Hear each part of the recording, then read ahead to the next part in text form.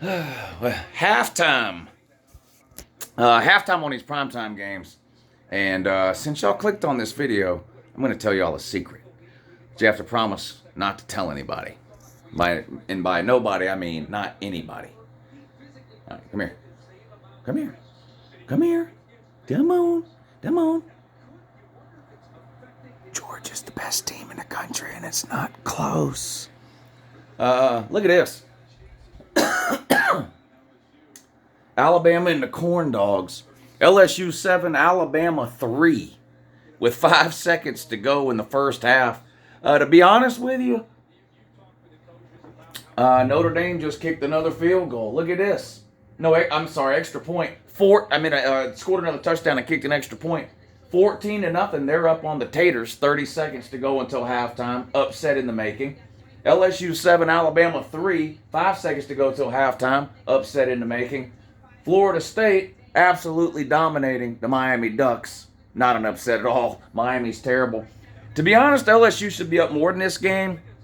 And I'll be curious to see what happens in the second half. Because if Alabama comes back and wins this game close, LSU is going to have to kick themselves in their own hindquarters. Because almost the entire first quarter of this game, and some of the second quarter even too, the field position was ridiculous. Alabama had the ball inside their own 10-yard line, couldn't do anything, punt. LSU get it at midfield, do nothing, punt. Again, Alabama inside the 10. LSU finally capitalized and scored a touchdown, went up 7-0. Now Bama's got a field goal, about to attempt another field goal, which will make it 7-6 here heading into halftime. But, man, if you're LSU and you're getting that kind of field position multiple times, you like to think you can capitalize on it a little more than that and get out to a bigger lead. But let's give LSU some credit, 6-2.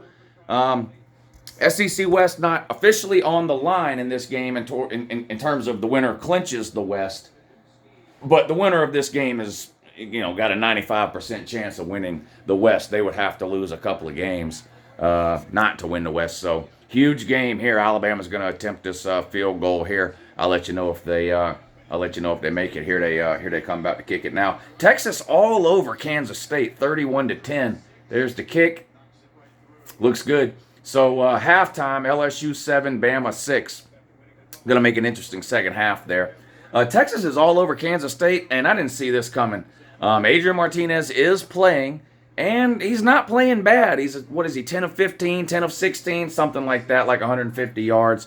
Something like that. Anyway, 31-10, Texas all over Kansas State.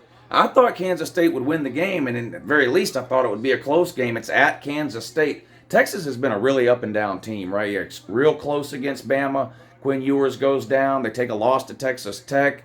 Come back with some pretty impressive wins. Then they lose again, third loss. And now here they are just absolutely humiliating Kansas State at halftime, up by 3 touchdowns in that one. We'll see if Kansas State can come back, but it doesn't look good right now. Doesn't look good right now for Kansas State. 14-0 Notre Dame over Clemson. Are we going to see another quarterback change for the Taters? Clemson was off last week. So they're on a bye week. They had 2 weeks to prepare for this. And this is the offense they're coming out with against, let's be real, not a good Notre Dame team.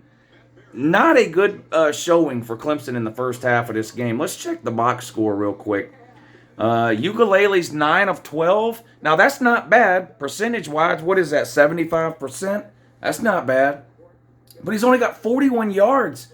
3.4 yards per completion. That's bad. Or per attempt, whatever. But averaging 3.4 yards through the air, that is horrible. A bunch of screen passes and just junk passes there. Will Shipley's playing good as usual. 7 carries, 52 yards. But Clemson hadn't been able to put together really any decent drives in this game. And Notre Dame is up 14-0 over them headed to halftime. That's alarming if you're Clemson. We'll see if Dabo makes a switch. Look, Dabo's one of those coaches, you say what you want about him. He's not afraid to pull that quarterback out and put the other guy in. He did it against Syracuse. Clemson came back and won. He did it, of course, a few years ago with Kelly Bryant, benched him in favor of Trevor Lawrence. So, we know if Dabo thinks that's what he needs to do, that's what he'll do. So we'll see what happens in the second half, but this one's getting ready to go to halftime. And right now, Rudy all over the Taters, 14-0. Not looking good. Michigan, struggle bus against Rutgers. What's going on with the Big Ten today?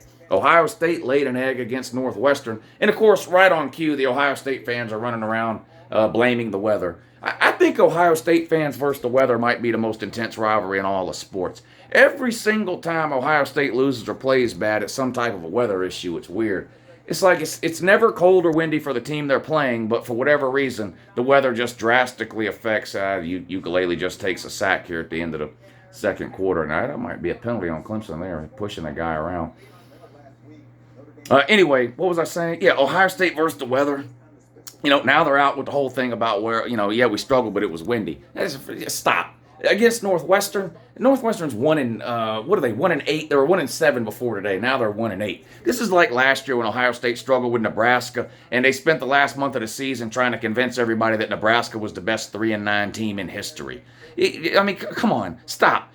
Just say, look, we played bad. What can I say? And move on to the next one. These just a brawl.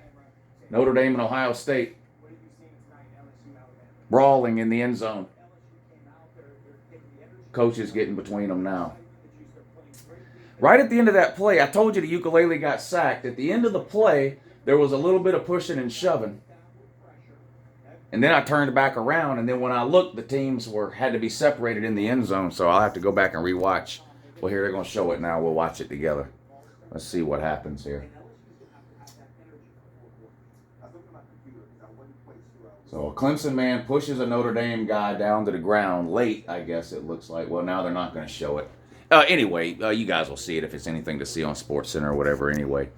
So we'll see if he makes a quarterback change. But, Ohio State, just say, look, hey, we played bad today. It is what it is, and move on. This whole thing where y'all have to blame the weather every time you poop your pants is getting ridiculous. And I don't know, is Michigan going to do this too? They're up 14-10 over Rutgers with 4 minutes to go. Not sure what's going on with Ohio State and Michigan today. Auburn's getting absolutely destroyed by Mississippi State. Auburn fired the head coach this past week. I'm not surprised.